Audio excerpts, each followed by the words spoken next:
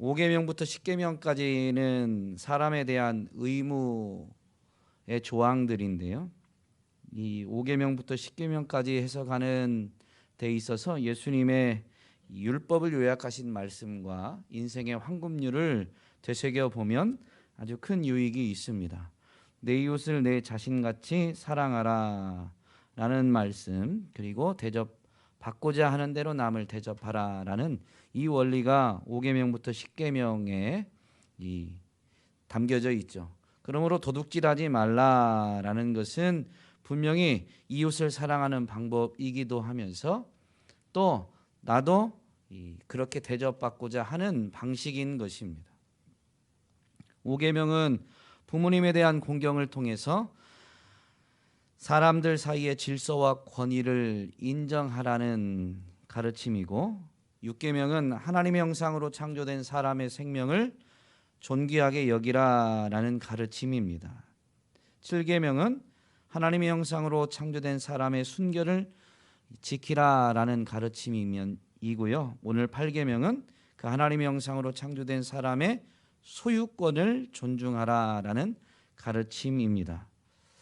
8계명의 요구는 분명히 우리 자신과 타인의 부와 재산을 합법적으로 획득하고 증식시킬 것을 요구합니다라고 가르쳐 주죠.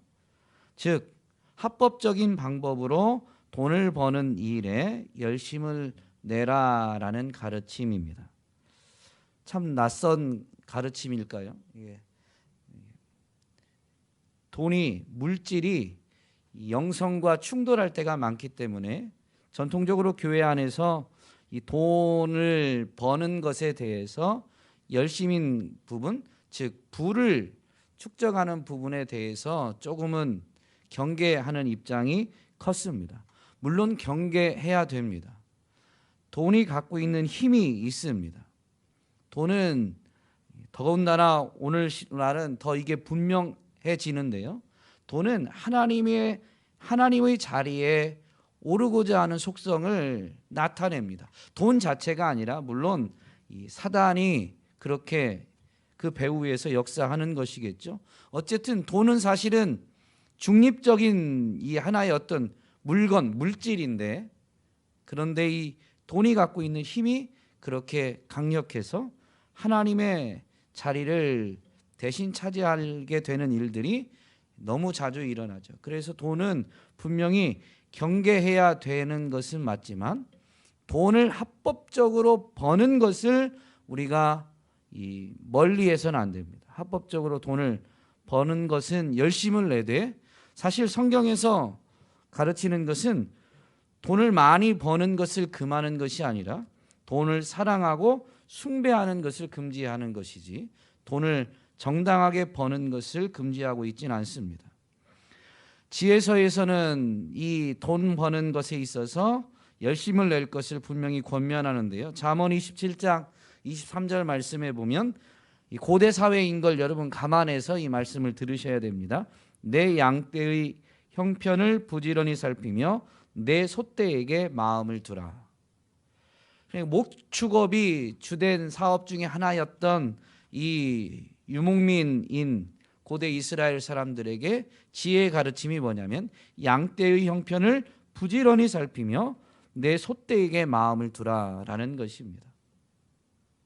그것을 자기가 열심히 일해서 재산을 증식하는 것이 필요한 거고 중요한 것이었죠.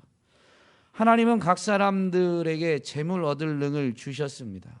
그런데 타락한 인생이 어떤 어리석은 일들을 저지르게 되냐면요, 신명기 8장 말씀은 사실 하나님이 광야에서 이스라엘 백성을 시험하신, 즉 훈련시키신 목적이 나오는데요. 그들이 광야의 시험을 통과하고 하나님이 약속하신 가나안 땅에 들어가서 하나님이 주시는 젖과 꿀이 흐르는 땅에서의 번성함을 누리게 될 것을 말씀하시는데, 그들이 그 땅에 들어가서 어떤 우를 범할 수 있느냐, 이런 표현을 말씀하시면서 하나님이 어떻게 그들에게 은혜를 베푸셨는가라는 것을 분명히 말씀해 주시는데요. 8장 17절 18절 보면 17절 후반부입니다. 그러나 내가 마음에 이르기를 내 능력과 내 손의 힘으로 내가 이 재물을 얻었다 말할 것이다.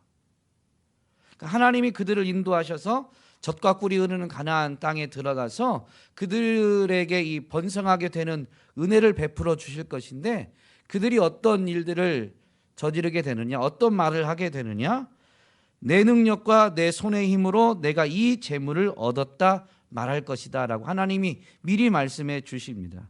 그러면서 그렇게 할 수 있는 그들에게 하나님이 내 하나님 여호와를 기억하라.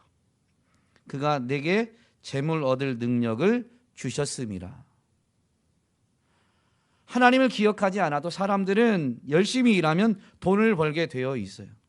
근데 그 돈을 벌고 나서 대부분의 사람들은 어떻게 생각하냐? 안 믿는 사람들은 아마 다 그럴 거고, 심지어 하나님이 애굽에서 건져내고 광야를 통과해서 가나안 땅으로 들이시는 그 이스라엘 백성들, 하나님의 백성들조차도 가나안 땅에서 번성하는 은혜를 누리게 되면 어떤 말을 하게 되냐면, 내 능력과 내 손의 힘으로 내가 이 재물을 얻었다 말하게 된다라는 것이죠.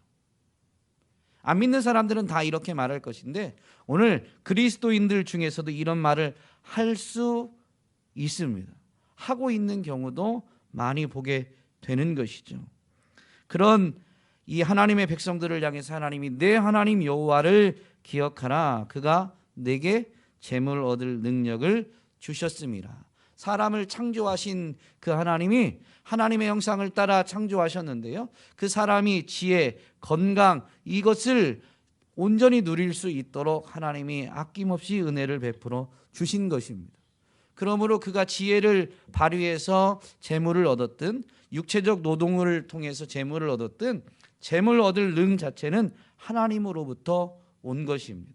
이것을 잊지 말아야 되고, 합법적인 방법으로 돈을 열심히 벌어서 번성하게 되었을 때 첫 번째는 뭐냐면요, 하나님의 은혜입니다라는 고백이고, 그게 진정한 고백이 될 때 성경이 가르치는 대로 물질을, 돈을 다스려야 되는 것이죠. 돈을 하나님의 가르침대로, 하나님의 말씀대로 사용할 수 있어야 됩니다.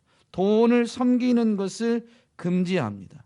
하나님과 재물을 겸하여 섬길 수 없다라는 것은 재물이 하나님의 자리를 자꾸 차지하게 되는데, 이것은 동시에 있을 수 없는, 그래서 재물이 하나님 자리를 차지하든가 하나님이 하나님의 자리를 차지하든가 둘 중에 하나입니다. 우리는 재물이 하나님의 자리를 차지하게 되는 일들을 매우 경계해야 되는 것이죠. 그래서 사도 바울은 디모데에게, 믿음의 아들 디모데에게, 교회를 섬기는 그에게 정말로 이 부에 대한 경계의 지혜를 가르쳐 주는데, 부하려 하는 자들은 시험과 올무와 여러 가지 어리석고 해로운 욕심에 떨어지나니 곧 사람으로 파멸과 멸망에 빠지게 하는 것이라. 돈을 사랑함이 일만악의 뿌리가 되나니 이것을 탐내는 자들은 미혹을 받아 믿음에서 떠나 많은 근심으로 자기를 찔렀도다. 하나님이 재물 얻을 능을 주셨는데요, 그래서 그 재물 얻을 수 있는 능력을 가지고 재물을 추구하면, 돈을 열심히 벌지만요, 돈을 추구하는 것은 잘못된 것이죠. 돈을 의지하는 건 잘못된 것입니다. 그 돈을 사랑하는 것, 돈을 추구하는 것이 정말로 악의 뿌리가 됨을 분명히 경고하면서, 돈을 열심히 벌지만 그 열심히 일하는 목적 자체를 분명히 하나님께 두어서, 이 돈을 열심히 버는 것도 하나님의 영광, 그리고 또 그 돈을 잘 사용하는 것 또한 하나님의 영광입니다. 그러니까 돈을 열심히 버는, 재산을 증식하는 것도 하나님의 영광을 위해서 해야 되는 것이죠. 그리고 하나님의 백성들은 분명히 이 앞에 신명기 8장 말씀을 읽어드렸는데요, 분명히 내 하나님 여호와를 기억하라. 그가 내게 재물 얻을 능력을 주셨습니다. 주변의 사람들은 너무 아이디어가 좋아서 사업을 너무 잘해서 부자가 되셨다, 이 뭐라고 해야 될까요? 당신의 능력이다라고 말할 때 아닙니다. 하나님이 은혜를 주셨습니다. 재물 얻을 능력도 하나님이 주신 것이고, 뭐 사업하는 사람들 그 뭐라고 해야 될까요? 운칠기삼 뭐 이런 표현 쓰더라고요. 운이 7이고 기술 실력이 3이다 뭐 이런 표현들을 씁니다. 그만큼 열심히 일해도 다 열심히 일한 사람들이 다 부자가 되는 게 아니라 열심히 일한 그가 어떤 타이밍이 맞고, 이런 것은 그 사람이 열심히 일하는 것만으로는 그걸 뭐라고 해야 될까요? 만들어낼 수가 없는 거죠. 타이밍을 정확하게 맞출 수가 없는 거예요. 그것은 하나님을 모르는 사람들은 운이다라고 하는데, 하나님의 백성들은 분명히 이것이 하나님이 주신 것이죠. 그럼 우리는 열심히 일하면서 합법적인 방법, 정당한 방법으로 부를 쌓아서 그것이 하나님이 주신 것이다라는 것을 드러내야 돼요. 그리고 그것이 나만을 위한 것이 된다면 사실 우리는 부자가 된 것이 말로는 하나님의 영광이다라고 할 수는 있겠지만 실상은 자기 자신을 위한 게 된 것이죠. 재물이 내가 하나님 자리에 올라가 있으니까요. 그 다음까지도 동등하게 중요한 것인데, 아니 어쩌면 더 힘든 겁니다. 중요한 건 중요도는 동등할 수 있는데 사실은 힘든 거죠. 많은 물질이 있을 때 그것을 정말로 하나님의 뜻을 따라, 성경의 가르침을 따라 물질을 다스리고 활용하는 것은 또한 하나님의 영광을 위해서 매우 중요한 일이 되는 것입니다. 돈을 신앙생활을 하면서도 돈을 사랑할 수 있어요. 그런데 이런 경우는 그 신앙이 경건이 이익의 방도로 전락해 버립니다. 즉 하나님이 나를 부자로 만드는 존재로 전락하게 되는 것이죠. 사도 바울은 이 돈을 사랑함이 일만하게 뿌리가 된다라는 가르침에 앞서서 디모데에게 이런 가르침을 줍니다. 마음이 부패하여 지고 진리를 잃어버려 경건을 이익의 방도로 생각하는 자들의 다툼이 일어난다. 교회 안에 이런 일이 있다는 거예요. 교회를 섬기는, 자기의 믿음의 아들인 디모데가 교회를 가르치고 섬기는 자가 되는데요, 교회 안에 이런 일이 있는 것이죠. 마음이 부패하여지고 진리를 잃어버려 경건을 이익의 방도로 생각하는 자들의 다툼이 교회 안에서 일어난다라는 것이죠. 오늘 우리는 분명히 이 돈을 사랑하는 것에 대한 경계심을 놓치지 말아야 됩니다. 그러면서도 하나님의 영광을 위해서 합법적인 방법으로 부를 축적하기 위한, 부를 얼만큼 축적하는 것 자체보다 정말로 하나님의 복을 받는, 부를 통해서 하나님의 복을 받음을 확인하는 그 일에 열심을 낼 수 있어야 됩니다.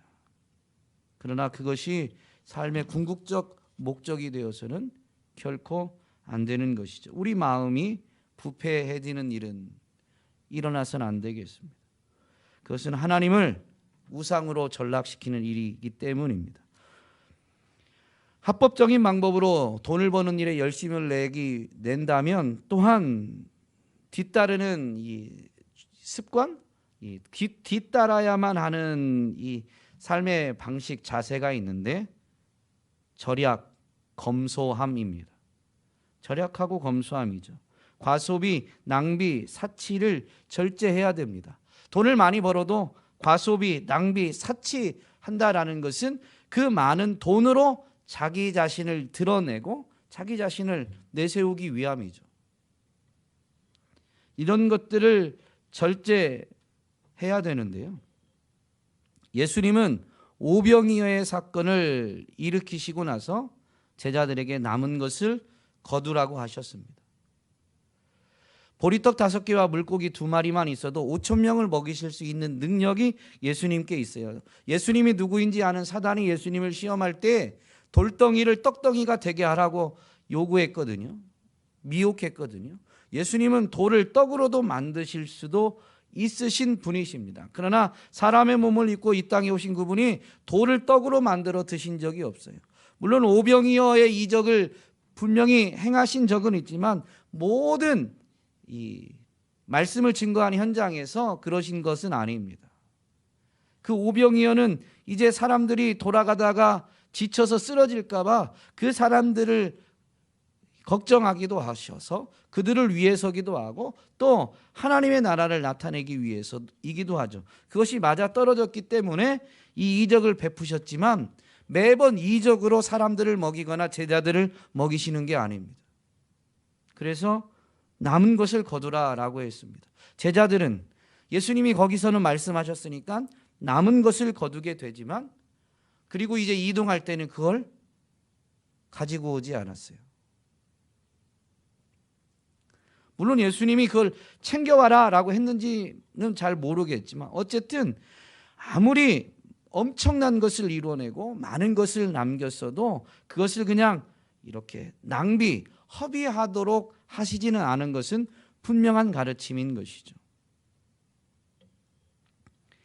합법적으로 재산을 획득하고 증식시키기 위해서 이 합법적이다라는 부분에 우리는 좀 더 초점을 맞춘다면요, 각자에게 마땅한 몫을 주고 자기가 뭐라고 해야 될까요? 합법적으로 해야 될 의무는 수행해야 되는 것이죠. 세금, 과태료 등은 제대로 납부할 수 있어야 됩니다. 또한 이 계약이나 거래할 때 합법적인 것은 분명히 성경의 가르침이니까 정직과 신뢰와 공의로 계약, 거래 등을 해야 되는 것이죠. 이것을 금지하는 법이 율법에 분명히 있습니다. 이 금지하는 것에 대해서 조금 이따 분명히 다루게 될 것인데요. 예를 들면 속이는 저울 같은 경우는 율법에서 아예 금지하고 있습니다. 이웃의 물건을 빼앗은 경우는 아예 율법에서는 5분의 1, 20%를 더해서 배상하라라고 분명히 명령하고 있습니다. 레위기 6장에 보면 그 훔친 것이나 착취한 것이나 맡은 것이나 잃은 물건을 주운 것이나 그 거짓 맹세한 모든 물건을 돌려보내되, 잃은 물건, 누군가가 잃어버린 물건을 자기가 찾아줘야 되는데 잃은 물건을 발견해서 자기가 그 물건을에 대한 욕심으로 이렇게 그냥 가지려고 했던 경우는 분명히 하나님이 이렇게 말씀하시는 거죠. 그 본래 물건을 돌려보내되 그 본래 물건에 5분의 1을 더하여 보낼 것이니 그 죄가 드러나는 날에 그 임자에게 줄 것이요. 그러니까 이 누군가 잃어버린 물건조차도 자기가 돌려주려는 마음이 있어서 욕심을 품어서 가지고 갔다가 돌려줄 마음이 있어서 돌려준 경우가 아니라 욕심 때문에 그것을 자기가 보관하고 있다가 그게 발각되어서 죄가 드러났을 때는 반드시 배상까지 해야 되는데 20%, 5분의 1을 더해서 원래 주인에게 돌려줘야 된다라는 것을 분명히 요구하고 있습니다. 이 배상도 하나님의 명령에 의해서 합법적인 것이죠. 물론 오늘날은 이 사회 안에서 20%를 배상하는지는 잘 모르겠습니다. 이것은 하나님의 법이 온전히 그들의 신앙과 국가 전체의 통치 원리가 되었던 고대 이스라엘에서 요구된 명령입니다. 합법적인 배상을 이제 우리가 사는 시대에서는 법원의 판결에 따라서 하겠죠. 어쨌든 죄가 드러났을 때는 배상까지 분명히 해야 되는 것이 합법적인 것이고, 그것은 나의 재산은 아니겠지만 분명히 상대방의 타인의 부와 재산을 합법적으로 획득하고 증식하는 것을 지켜주는 것입니다. 예수님이 여리고를 지나실 때 누구를 만나시죠? 키 작은 삭개오를 만나십니다. 물론 삭개오가 예수님을 보고자 해서 예수님이 지나는 길로 나아갔는데 키가 작아서 예수님을 뵐 수가 없으니까 그 지나시는 방향 앞에 가서 뽕나무 위에 올라가게 되죠. 그때 예수님이 거기 이르셔서 삭개오를 하여금 내려오라, 오늘 내가 너의 집에 유하여야 하겠다라고 이렇게 말씀하십니다. 삭개오가 예수님을 모시고 자기 집에 이제 가서 예수님께 그런 고백을 합니다. 주여 보시옵소서, 내 소유의 절반을 가난한 자들에게 주겠사오며 만일 누구의 것을 속여 빼앗은 일이 있으면 내 갑절이나 갚겠나이다 라고 이 삭개오, 세리장이었던 삭개오가 예수님께 이렇게 고백하게 됩니다. 네 배를 갚겠다라는 내갑절, 네 배를 갚겠다라고 한 것은 삭개오의 고백이었지만 어쨌든 이 하나님 말씀의 근거에서 하나님 앞에서 합당한 삶이 어떤 것인가라는 것을 삭개오는 분명히 보여준 것이죠. 예수 그리스도를 만나고 나니까 누군가에게서 빼앗은 것이 있다면 그 빼앗은 것을 돌려줄 뿐만 아니라 반드시 배상을 하게 되는 것이 이 하나님의 뜻에 합당한 것임을, 이 도둑질하지 말라라는 이것이 다른 율법의 요구까지 분명히 되새겨 본다면 반드시 배상이 뒤따라야 되는 것임을 분명히 깨닫고 있었고 그것에 대한 철저한 다짐을 하고 있는 것이죠.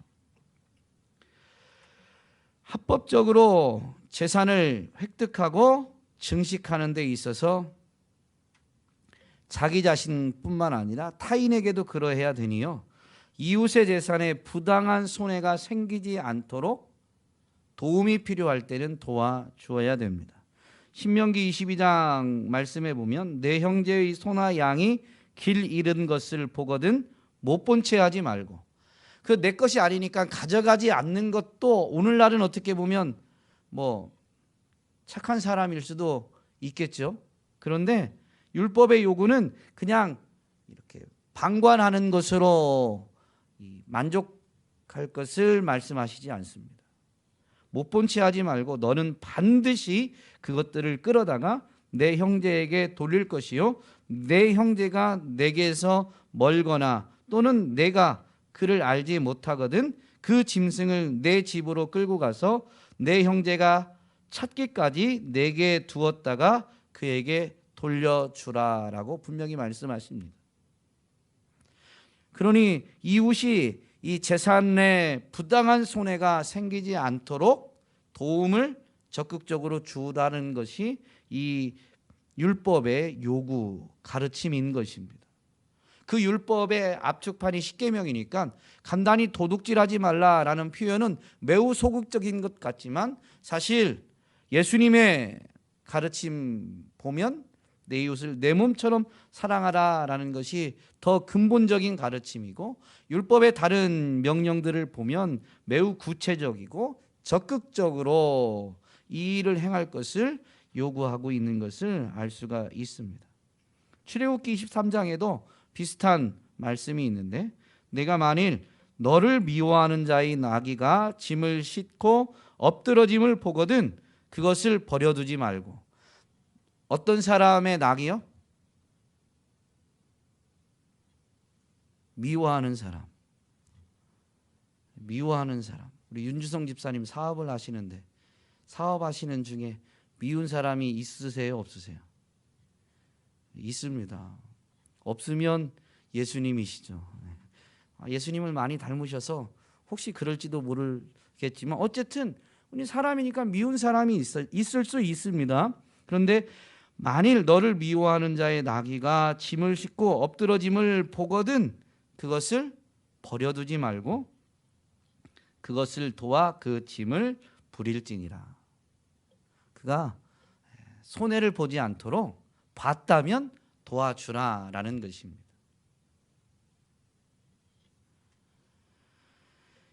이것이 8계명의 요구입니다. 자신과 타인의 부와 재산을 합법적으로 획득하고 증식시킬 것을 요구하는 것이죠. 그러니까 나는 잘 되고 경쟁 사회다 보니까 우리는 이 세상의 원리를 따르면 상대방이 안 돼야 내가 잘 되는 것으로 이렇게 교육을 받고 자라온 것이지만 현대 사회에는 윈윈 전략이 정말로 일어나는 현장들이 많이 있죠. 그도 잘 되고 나도 잘 되고. 이게 성경에서 가르치는 이 부에 대한 이 자세입니다.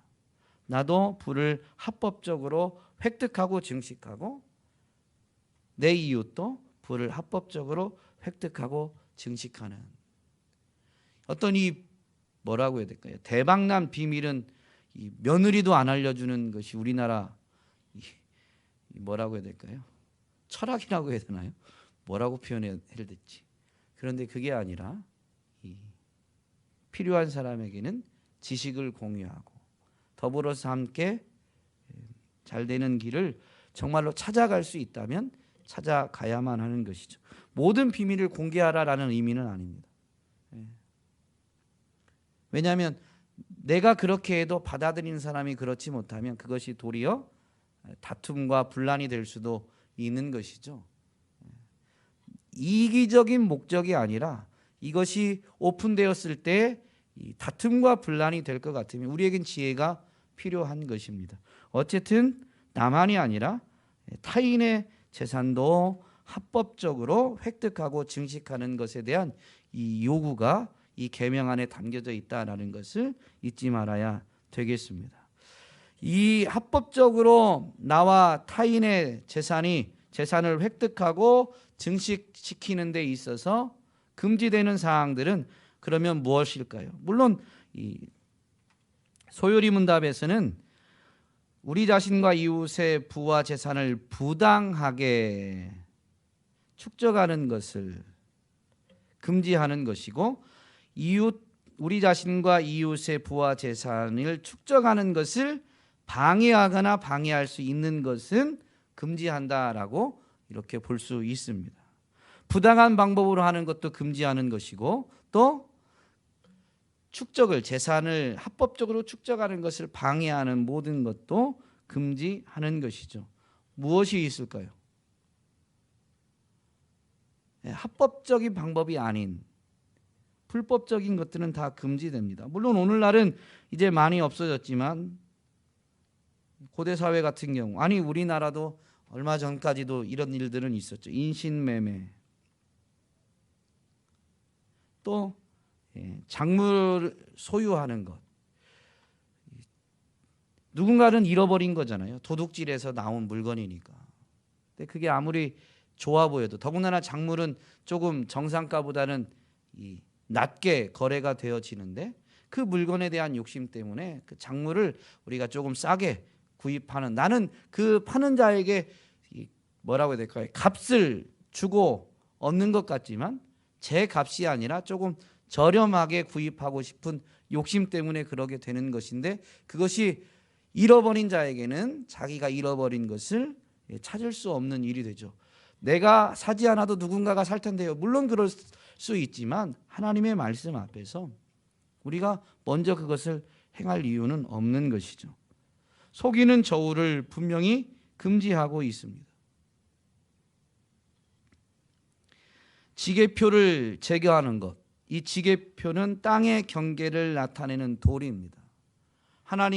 온 땅의 주인은 하나님이심을 인정하는 이스라엘은 지파별로 가문별로 그 기업을 물려받게 되죠. 기업을 이렇게 배정받게 되었는데 그때 그 경계를 나타내는 표시로 이 돌을 세워줬는데요. 그것을 제거하거나 옮기지 말라라는 것입니다. 그것을 옮기는 것이 물론 이 옮기지 말라라는 것은 옮길 때 사람들이 다른 사람의 땅이 더 넓어야지 하고 내 땅을 조금 내 땅 쪽으로 이렇게 옮기는 게 아니니까 인간의 욕심에 의해서 내 땅은 넓히고 다른 사람의 땅을 차지하려는 마음 때문에 하는 것이죠. 이러한 것들을 하지 말라라는 것입니다. 이걸 어떻게 적용해야 될지는 참 어렵긴 한데요. 나의 재산 증식을 위해서 다른 사람의 이 재산을 부당하게 갉아먹는 것은 자제해야 되는 것이죠. 또한 성경에서 금지하는 것들이 있는데 고리대를 금지합니다. 오늘날로 치면 사채 같은 높은 이자를 가지고 재산을 증식하는 것을 금지하고 있습니다. 왜냐하면 그런 돈을 대출이 필요한 사람은 더 어렵고 궁핍한 사람이죠. 물론 사업을 크게 하는 사람들은 돈이 있어도 대출해서 사업을 하는 그런 경우도 있더라고요. 그러나 그 부분은 제가 잘 자세히는 모르지만, 그러나 많은 사람들이 이 대출을 하는 경우는 정말로 자신의 재물이 부족해서 그 사람이 형편이 어려워서일 때가 많이 있습니다. 그런데 높은 이자로 자신의 재산을 증식한다면 그 사람에게 어려움을 가증하는, 나의 재산을 증식하는 것이 물론 필요하지만 타인이 합법적으로 재산을 획득하고 증식하는 것도 우리는 지켜주고 도와주어야 되니 고리대는 당연히 금지되는 것이죠.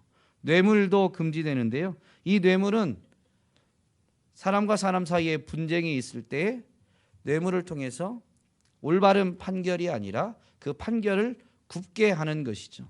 그러므로 돈이 있는 자가 뇌물을 통해서 자신에게 유리한 판결로 유도하는 것입니다.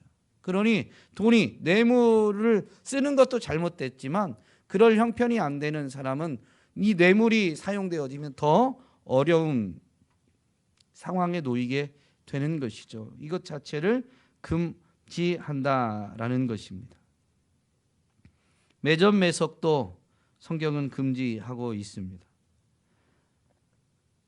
그리고 다른 사람의 임금을 부당하게 주는 것도 금지하고 있습니다. 그리고 타인의 번영에 대해서 질투하는 것도 금지합니다. 시편 말씀에 보면 이렇게 되어 있습니다. 너는 악인의 형통함을 부러워하지 말며 그와 함께 있으려고 하지도 말지어다. 악인의 형통함을 부러워하지 말라라는 것이죠. 왜냐하면 공의로운 하나님이 분명히 심판을 행하실 것이기 때문입니다. 그렇다면 의인의 형통함은 부러워해도 될까요? 부러워할 수 있지만 그게 부러움으로 끝나면 안 되고요. 지혜서의 가르침, 지혜서는 의인이나 정직한 자나 지혜자가 같은 부류의 사람을 가리키는 표현들입니다. 의인이 형통한다라는 것은 결국 바꾸어서 지혜서에 있는 표현을 되새기면 지혜자에게 배우라라는 것입니다. 의인이 곧 지혜자이거든요. 그러므로 그 지혜자에게 배우는 거예요. 부러워만 하는 것이 아니라 올바른 방법으로 재산을 증식한 사람이 있다면 그가 어떻게 그렇게 지혜롭게 합법적으로 열심히 일을 했는가를 보고 그에게서 배우는 거죠. 개미에게 가서 부지런함을 배우듯 그가 부지런한 사람이면 부지런함을 배우는 것이고, 그가 어떤 지혜를 가지고 그런 일들을 했다면 뱀처럼 지혜롭게 그 지혜로움을 배워야 되는 것입니다. 그래서 자신도 합법적인 노력을 해야 되는 것이죠. 저 타인의 번영에 대해서 자신은 노력하지 않고 질투만 하고 있는 것은 분명히 금지되는 것입니다. 또한 게으름과 방탕을 성경은 금지합니다. 부하려는 마음은 갖고 있으면서 게으름과 방탕함으로 삶을 산다라면 사실 그것은 도둑 심보인 것이죠. 자신은 게으르게 살면서 부자가 되려고 하는 것은 자신은 노력하지 않고 열매만 원하는 것이니까 바로 이 도둑 심보인 것입니다. 그리고 오늘날에 적용할 수 있는 것 중에 하나는 이 금지되는 것 중에요. 표절, 컨닝, 불법 복제 등을 성경은 금지한다라고 할 수 있습니다. 왜냐하면 표절과 컨닝, 불법 복제 같은 경우는 다른 사람의 지적 재산에 대해서 정당한 값을 지불하는 것이 아니기 때문입니다. 오늘날은 이 지식도 자산이 되는 시대인데요. 누군가의 그 지적 자산을 정당한 값을 지불해서 그가 그 자산을 합법적으로 증식시킬 수 있는 것을 가로막는 행동이기 때문에 금지되어지는 것이죠. 분명히 지적 재산에 대한 정당한 값을 지불하고 이 앞부분에 있는 표현과 분명히 바꿔본다면, 적용해 본다면 지적 자산을 갖고 있는 사람에게 정당한 값을 지불하면서 그가 그러한 지적 자산을 갖출 수 있었던 것을 배울 필요가 있는 거죠. 그래서 자신도 정당한 방법으로 지적 자산도 축적하거나 어떤 물질적 자산을 축적해 가는 데 있어서 분명히 부지런함과 성실함으로 노력을 할 수 있어야 되겠습니다. 하나님은 우리에게 재물 얻을 능을 주셨고 정말로 그 능력을 따라 정직과 성실함으로 일하면서 하나님의 은혜를 구하는 자에게, 하나님을 가까이 하는 자에게 분명히 복을 주십니다. 하나님을 찾지 않아도 하나님이 이미 그 사람을 하나님의 형상으로 만들었기 때문에, 하나님의 형상을 따라 창조하셨기 때문에 열심히 노력하면 하나님을 몰라도 돈을 많이 버는 수가 있습니다. 그런데 하나님을 모르고 돈을 많이 버는 건 진정한 복이 되지 않고 도리어 독이 될 수 있기 때문에 오늘 하나님의 백성들은 돈 자체를 멀리하는 게 아니라요, 복을 받기에 합당한 삶을 정말로 추구하면서 하나님이 주시는 복을 받아 누리되 그 복을 하나님이 주셨음을, 하나님이 재물 얻을 능과 재물도 하나님이 주셨음을 분명히 고백하면서 하나님이 주셨기 때문에 하나님이 기뻐하시는 방법대로 이것을 활용해서 축복의 통로로 분명히 쓰임받을 수 있어야 되겠습니다. 여러분, 옆 사람 한번 마지막으로 인사할까요? 부자 되세요. 한번 인사하시죠. 부자 되셔야 됩니다. 이 재물에 대한 욕심 때문에가 아니라요, 정말로 자본주의 사회에서 하나님의 영광을 위해서 거룩한 소원으로 부자 되고자 하는 열심히 마음을 가져야 되고, 열심히 일해야 되고, 하나님 앞에 은혜도 구해야 되고, 다만 그것으로 우리가 삶을 뭐라고 해야 될까요? 의지하는, 그것에 우리의 삶을 의지하는 것은 아니니까 그리 아니하셔도 인내하면서 기다리고 감사할 수 있어야 되겠지만요, 그런 소원을 갖는 것은 결코 잘못된 게 아닙니다. 하나님의 영광을 위해서 부자가 되고자 하는, 그런데 하나님은 정말로 우리가 부자 되게 언제 하시느냐? 재물을 다스릴 힘을 갖추었을 때. 저희 아이들이 도구들을 잘 다루지 못할 때 이 자칫하면 해야 할 수 있는 도구를 덜썩덜썩 손에 쥐어주지 않습니다.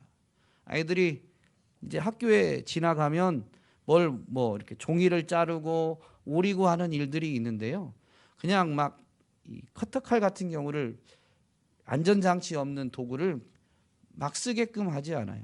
부모의 관찰 아래 쓰게끔 하거나 익숙해지기 전까지는 그냥 이렇게 전적으로 내어주지 않는 것이죠. 마찬가지입니다. 하나님이 이 돈을 우리가 다스릴 수 있는, 잘 다룰 수 있는 그런 영적인 힘을 갖출 때까지 감당하기 버거운 재물을 맡기시지 않습니다. 그러므로 부자가 되고자 하는 소원을 놓고 기도하면서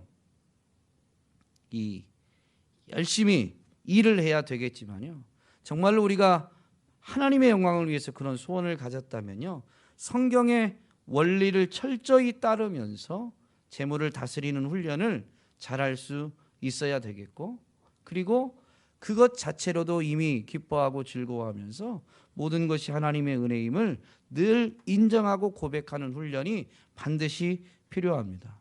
오늘 이 밤에 나오신 분들이 무엇보다도 복에 대한 사모함, 하나님의 영광을 위해서 복에 대한 사모함을 갖추시되 지금부터 자족하는 마음과 또 물질을 잘 다스리는 훈련들을 하셔서 갈수록 하나님이 더 많은 것을 맡기시고도 기뻐하실 수 있는, 하나님이 영광 받으실 수 있는 그런 축복의 통로들이 다 되시기를 주님의 이름으로 축복합니다.